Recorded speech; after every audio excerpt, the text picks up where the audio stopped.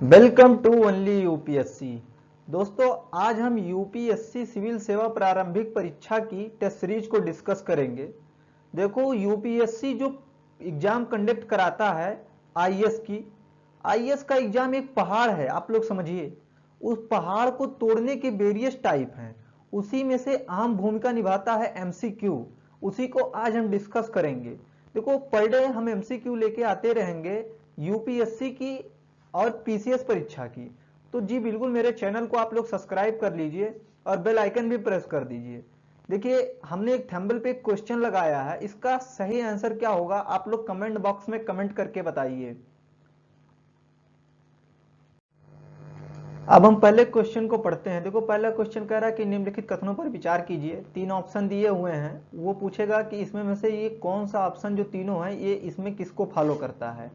देखो, पहला कह रहा है कि इन्हें भारत सरकार द्वारा विशेष रूप से कमजोर जनजातीय समूह के तहत सूचीबद्ध किया गया है।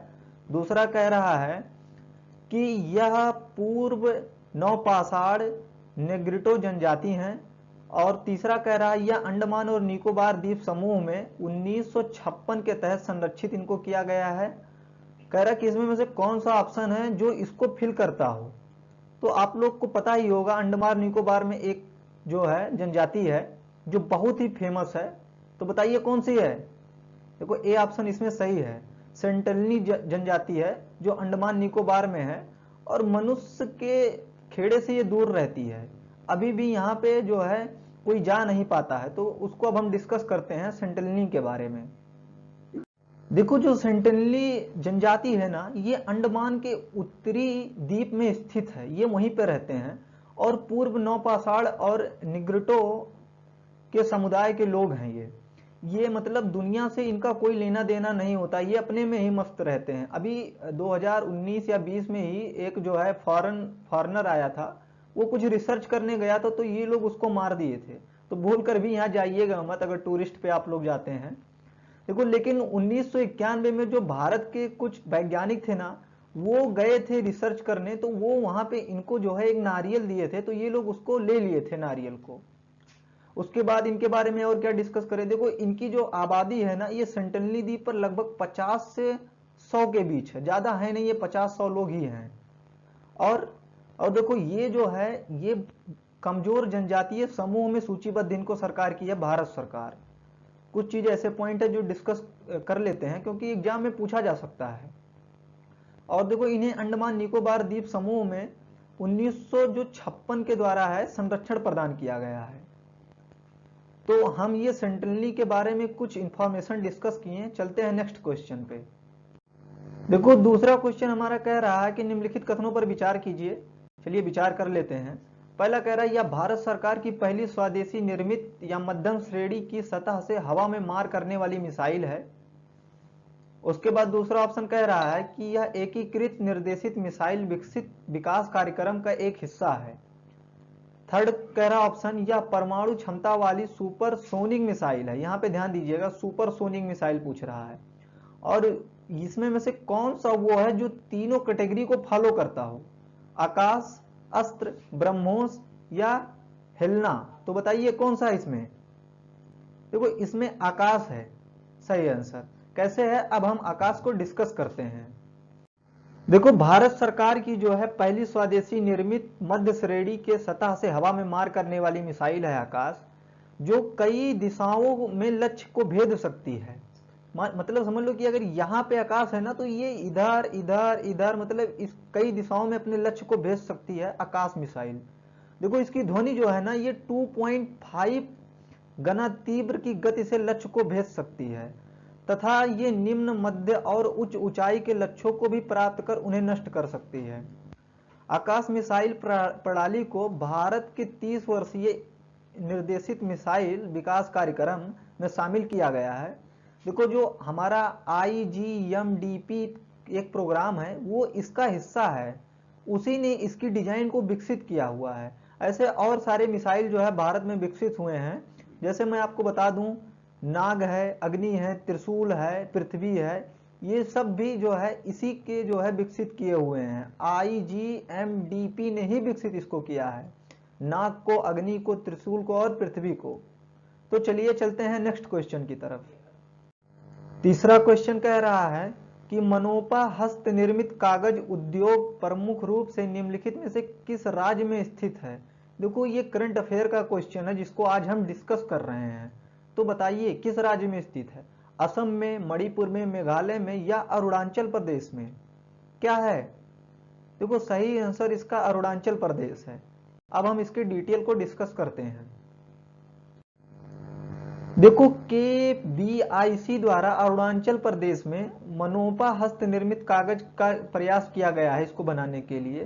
देखो यह कला धीरे धीरे अरुणाचल प्रदेश के तवांग में स्थानीय रीति रिवाजों से प्रचलित था और उनके संस्कृति का बहुत ही प्राचुर हिस्सा भी बना हुआ था। लेकिन अब क्या हुआ है, अब यह एक समय आया कि इसे ये जो मनोपा हस्त निर्मित कागज है इसको तवांग के प्रत्येक घर में प्रयोग किया जाने लगा और धीरे धीरे ये अरुणाचल प्रदेश में सरकार ने इसको देखते हुए इस पे कड़ा रुख अपनाया और इसको राज्य स्तर पर विकसित करने लगे। देखो हालांकि पिछले 100 वर्षों से यह हस्त निर्मित कागज उद्योग लगभग लुप्त हो गया था, लेकिन अब क्या है, अब सरकार इस पे ज्यादा ध्यान दे रही है। चौथा क्वेश्चन अब हम डिस्कस कर ले रहे हैं। कह रहा कि मोरिंगा के संदर्भ में निम्नलिखित कथनों पर विचार कीजिए। देखो जो मोरिंगा का एसेंस ये है कहने का, आप लोग एक नाम से इसको और जानते होंगे, सहजन का पेड़। बहुत लोग इसकी सब्जी भी खाते होंगे, तो उसी के बारे में पूछ रहा है। पहला ऑप्शन कह रहा है कि यह भारतीय उपमहाद्वीप का तेजी से वृद्धि करने वाला सूखा प्रतिरोधी पेड़ है। दूसरा ऑप्शन कह रहा है कि इसका उपयोग पारंपरिक हर्बल औषधि के रूप में और जल शोधन के रूप में किया जाता है। तो पूछ रहा है इसमें में से कौन सा ऑप्शन सही होगा।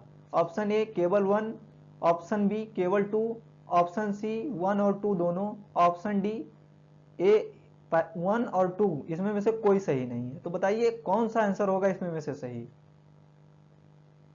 देखिए सी ऑप्शन सही है, पहला और दूसरा दोनों ऑप्शन सही है। तो कैसे सही है, अब इसकी डिटेल को अब हम डिस्कस करते हैं। देखो मोरिंगा जो सहजन है ना, ये भारतीय उपमहाद्वीप का तेजी से विकसित होने वाला सूखा पेड़ है। सामान्यतः इसे देखो हम डिस्कस ही कर चुके हैं कि सहजन आदि नामों से जाना जाता है, तो कथन इसलिए हमारा पहला सही हो जाता है। देखो मोरिंगा की फली की जो बीज और पत्तियां है ना, ये बड़े पैमाने पे इनकी खेती की जाती है और इनका उपयोग सब्जियों में और हर्बल की दवाओं में भी किया जाता है। उसके बाद नेक्स्ट पॉइंट कह रहा कि इसमें विभिन्न स्वास्थ्य धारक यौगिक होते हैं, जैसे विटामिन, अन्य महत्वपूर्ण तत्व, लोहा, मैग्नीशियम आदि होते हैं। लेकिन जो इसमें वसा की मात्रा होती है ना, वो बहुत ही कम होती है और कोलेस्ट्रॉल नहीं होता है। तो इसलिए इसको ज्यादा लोग कंज्यूम करते हैं अपनी सेहत को ध्यान में रखने के लिए। तो ये हमने सहजन के बारे में डिस्कस किया। पांचवा क्वेश्चन पढ़ लीजिए क्या कह रहा है। कृषि प्रौद्योगिकी प्रबंधन एजेंसी के संदर्भ में निम्नलिखित कथनों पर विचार कीजिए। चलिए भैया विचार करते हैं। पहला ऑप्शन कह रहा है कि यह एक प्राकृतिक संस्था है जो जिला स्तर पर प्रौद्योगिकी के प्रसार के लिए उत्तरदायी है। दूसरा कह रहा है कि यह केंद्र सरकार द्वारा 50% और राज्य सरकार द्वारा 50% वित्त पोषित है। पूछ रहा कि इसमें में से कौन सा ऑप्शन सही है। तो बताइए आप लोग कौन सा ऑप्शन सही होगा। देखो ओनली 1 ही सही है। ओनली 1 कैसे सही है, इसको अब हम डिस्कस कर लेते हैं। देखो कृषि प्रौद्योगिकी प्रबंधन एजेंसी जो हमारे यहाँ है, वो एक पंजीकृत संस्था है जो जिला स्तर पर प्रौद्योगिकी के प्रकाश के लिए उत्तरदायी होता है, और इसलिए पहला ऑप्शन तो ये सही हुई हो जाता है। सेकंड ऑप्शन ये है कि इसकी शुरुआत 2005-6 में की गई थी। केंद्र सरकार द्वारा ये 90% है, जबकि राज्य सरकार का वित्त पोषित 10% है, ना कि 50%। तो इसलिए दूसरा ऑप्शन हमारा गलत हो जाता है। देखो सार्वजनिक और निजी विस्तार सेवा प्रदाताओं से जुड़े बहुत एजेंसियां ऐसी हैं जो प्रोत्साहन इसको प्रदान करती हैं। नेक्स्ट क्वेश्चन यानी कि छठवां अब हम देखते हैं। कह रहा लाइट हाउस परियोजना के विषय में निम्नलिखित कथनों पर विचार कीजिए। पहला ऑप्शन इसमें कह रहा है कि इसे भारत में संयुक्त राष्ट्र मानव अधिवास कार्यक्रम के एक भाग के रूप में शुरू किया गया है। दूसरा कह रहा है कि परियोजना के तहत उत्तराखंड मतलब झारखंड, उत्तर प्रदेश, असम और गुजरात के राज्यों की राजधानी के शहरों में घरों का निर्माण किया जाएगा। उपयुक्त में से कौन सा कथन सही है? तो यहाँ पे 4 ऑप्शन दिए हुए हैं, केवल 1, केवल 2, 1 और 2 दोनों, और ना तो 1 और ना ही 2।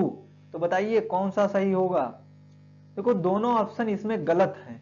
तो अब हम क्यों गलत हैं इसको डिस्कस करते हैं।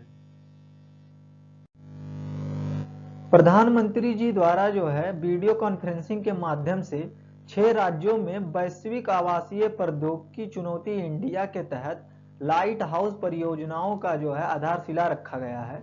तो इस हिसाब से पहला ऑप्शन हमारा गलत हो जाता है। और कहां कहां रखा गया है? देखो इंदौर में रखा गया है यानी कि मध्य प्रदेश, राजकोट आप लोगों को पता है गुजरात में, चेन्नई तो पता ही है तमिलनाडु में, रांची झारखंड, अगरतला त्रिपुरा और उत्तर प्रदेश लखनऊ में इसका आधारशिला रखा गया है। देखो जहां इसको स्थापित किया जाएगा ना वो ऐसे 1000 घर शामिल किए गए हैं और जीएसटी इंडिया 2019 के तहत 54 प्रौद्योगिकियों में से 6 अलग अलग प्रौद्योगिकियों का उपयोग किया जाएगा। तो इसको हमने डिस्कस किया। 7वां क्वेश्चन पढ़िए भैया जल्दी जल्दी क्या कह रहा है। 7वें क्वेश्चन पड़ाव पे आ गए हैं हम लोग। कह रहा है डिजिटल पेमेंट इंडेक्स का प्रकाशन निम्नलिखित में से किस संगठन द्वारा किया जाता है? 4 ऑप्शन दिए हुए हैं, बताइए। जो करंट अफेयर पढ़ रहे होंगे वो इसको जरूर बता देंगे। भारतीय रिजर्व बैंक, भारतीय राष्ट्रीय भुगतान निगम, नाबार्ड और बैंक ब्यूरो। बताइए कौन सा है? समझ गए, भारतीय रिजर्व बैंक। चलिए डिस्कस करते हैं इसके बारे में अब क्या है क्या नहीं। भारतीय रिजर्व बैंक द्वारा देश में डिजिटल कैशलेस भुगतान की स्थिति को बढ़ाने के लिए भारतीय डिजिटल भुगतान सूचकांक जारी किया गया है। तो इसलिए पहला ऑप्शन सही हो जाता है।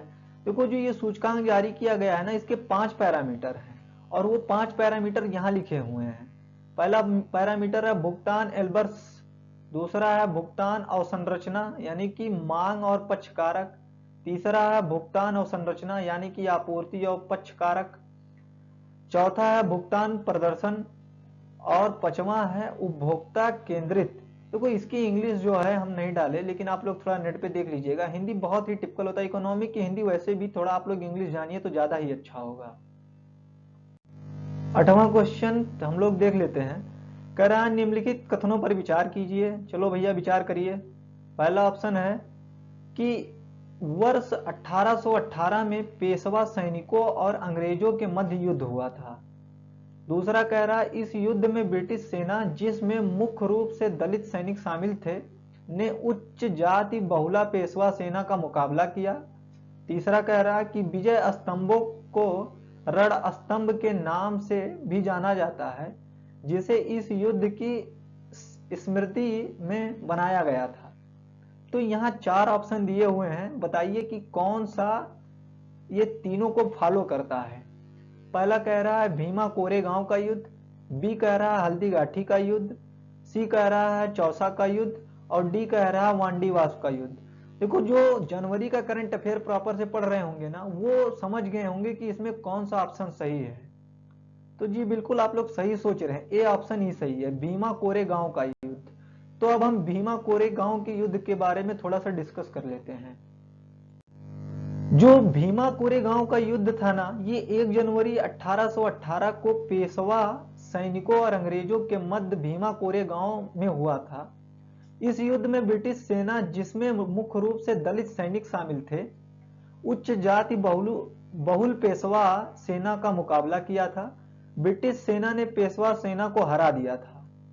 पेशवा सेना की हार जाति आधारित भेदभाव और उत्पीड़न के खिलाफ एक जीत मानी जाती है। देखो महाराष्ट्र के पुणे जिले में स्थित परेन गांव भीमा कोरेगांव युद्ध के सैनिकों की स्मृति मरण स्तंभ का निर्माण किया गया है जहां प्रत्येक वर्ष 1 जनवरी को इस युद्ध की वर्षगांठ मनाई जाती है। तो इसीलिए 1 जनवरी को यहाँ वर्षगांठ मनाया गया। तो ये चर्चा में है तो एग्जाम में पूछे जाने की संभावना है भीमा कोरेगांव का युद्ध। तो इसको आप लोग देख लीजिएगा।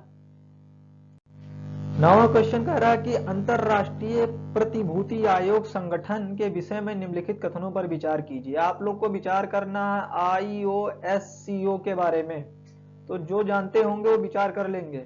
पहला क्या कह रहा है कि यह अंतरराष्ट्रीय संगठन विश्व के प्रतिभूति नियामकों को एक साथ लाता है।